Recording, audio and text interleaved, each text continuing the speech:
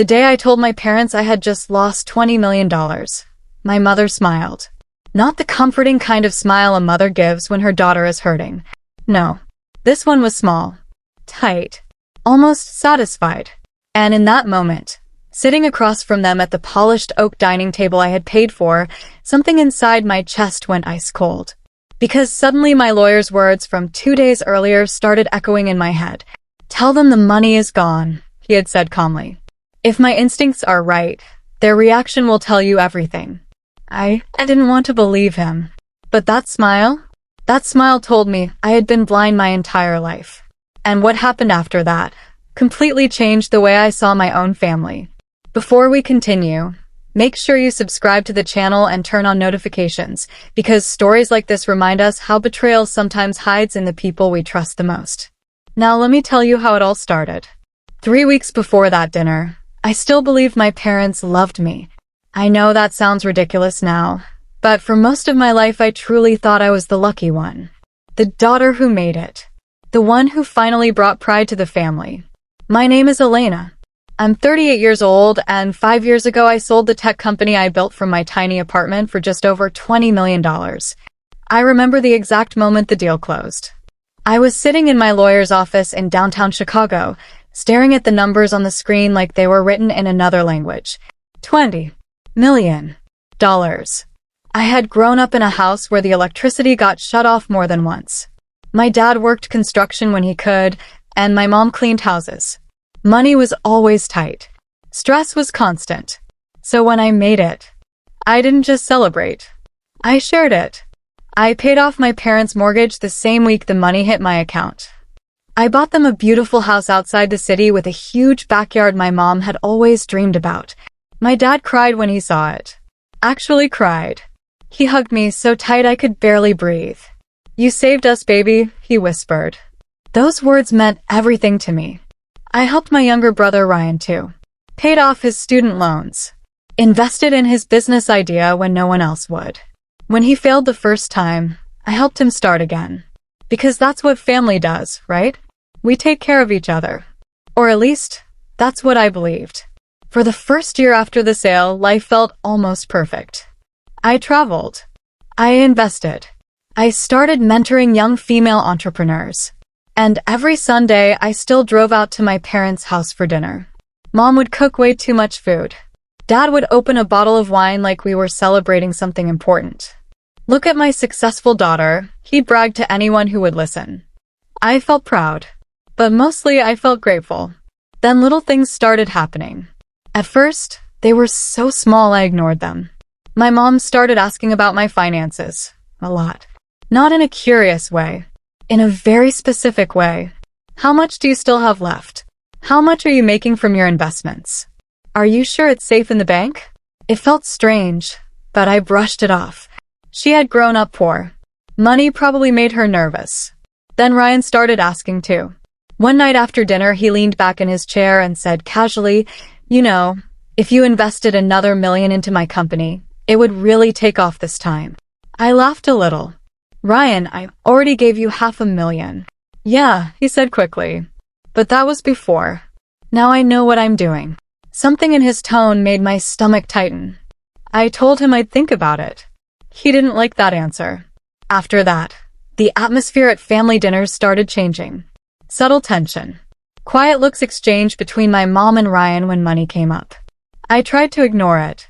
Until the day my bank called me. The woman on the phone sounded careful. "Ms. Martinez, we just wanted to confirm a request we received regarding a potential transfer authorization tied to your family trust." My heart skipped. "My what?" "That's actually why I'm calling," she said gently. "We received documents attempting to authorize access through your parents." The room started spinning. My parents tried to access my trust? There was a pause. Yes. That night I couldn't sleep.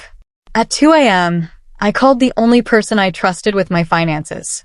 My lawyer, David Klein. The next morning I was sitting in his office again, the same place where 5 years earlier I had signed the deal that changed my life. He listened quietly while I explained everything. Then he leaned back in his chair and said something that made my stomach drop. "Elena, I think your family believes your money belongs to them. I shook my head immediately. No, that's not possible. He didn't argue. He just folded his hands and looked at me calmly. Then let's test it. I frowned. What do you mean? And that's when he told me the plan that would change everything. Go to dinner, he said. Sit them down. And tell them the 20 million is gone. I stared at him like he was insane. Why would I do that? His voice stayed calm. Because if they truly care about you, they'll be worried about you. He paused. But if they care about the money, their reaction will be very different. 2 days later, I was sitting at my parents' dinner table. My hands shaking. My heart pounding so loud I could barely hear my own voice. And I said the words my lawyer told me to say. I need to tell you something, I whispered. I lost the 20 million. For a second the room went completely silent.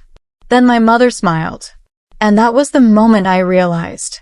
I was about to see the real face of my family. For a few seconds after I said the words, no one spoke. I lost the 20 million. The silence felt heavy, thick, like the air had suddenly turned to cement. My dad slowly put his fork down. Ryan leaned forward in his chair. And my mom, she was still smiling. Not shocked. Not worried. Smiling. My chest tightened as I watched her eyes narrow slightly, like she was trying to measure something. How? She asked. No panic in her voice. No concern. Just calculation. I swallowed hard and forced my voice to shake. Bad investments, some lawsuits. It happened fast. Ryan scoffed under his breath. Are you serious right now? I looked at him. I'm sorry.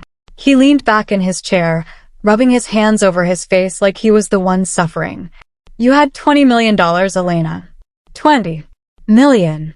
My dad finally spoke, his voice lower than I'd ever heard it. So what are we supposed to do now? The words hit me like a slap. What are we supposed to do now? Not are you okay? Not how are you holding up? What are we supposed to do? In that moment, something inside my chest cracked open. I realized my lawyer had been right. My mother leaned forward, resting her elbows on the table. Her voice dropped to a whisper that felt colder than anything she had ever said to me. You better be joking. I'm not. Her smile disappeared. And suddenly the warmth in the room was gone. Ryan slammed his hand on the table, so hard the plates rattled. This is unbelievable. I trusted you, he snapped. I blinked. Trusted me? Yeah, he barked. You promised you'd back my company again. I already told my partners. My stomach twisted. You told them, what? That my sister had money, he said like it was obvious. My dad shook his head slowly, staring at the table like I had personally ruined his life. We depended on that money, he muttered. I felt something strange rising inside me then. Not sadness. Clarity. Because in that moment I realized something brutal. They weren't upset that I had lost everything. They were upset that they had lost access to it. I let a long breath leave my lungs. Then I quietly reached into my purse and placed a small envelope on the table. What's that? My mom asked sharply. I slid it toward them. Just something I wanted you to see. Ryan ripped it open. Inside were copies of the documents my bank had received. The forged authorization forms. The signatures attempting to give my parents access to my trust. His face drained of color. My dad's eyes widened. My mom didn't say a word. I leaned back in my chair and looked at them, really looked at them, like strangers. I know about the transfer request, I said calmly. The silence this time was different. Heavier. Ryan finally stammered. That's not what it looks like. Oh, it looks exactly like what it is, I interrupted. My voice surprised even me. It was steady, cold, strong. You tried to take my money without telling me. My dad stood up suddenly. We were just trying to protect the family. By stealing from me? No one was stealing, he shouted. My lawyer's words echoed in my head again. Their reaction will tell you everything. And it had. I slowly stood up from the table. You're right, I said quietly. They all looked at me. You didn't lose anything tonight. Confusion crossed Ryan's face. What? I met my mother's eyes. Because I didn't lose the 20 million.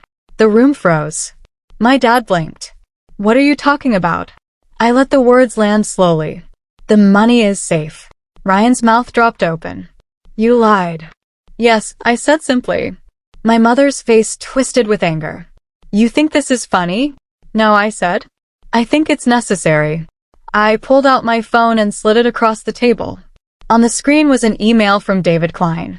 Legal confirmation that the attempted fraud had been documented and that my financial assets were now completely separated from any family access. I watched their expressions crumble as reality settled in. You set us up, Ryan whispered. No, I replied softly. You revealed yourselves. I grabbed my purse and headed toward the door. My dad's voice followed me, desperate now.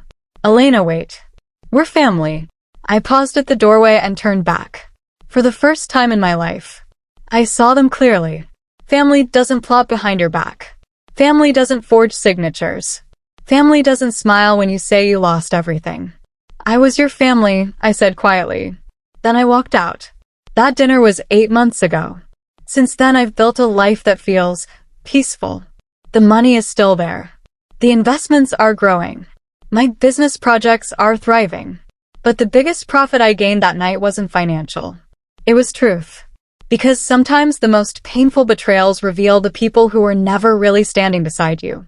And once you see that clearly, you're finally free.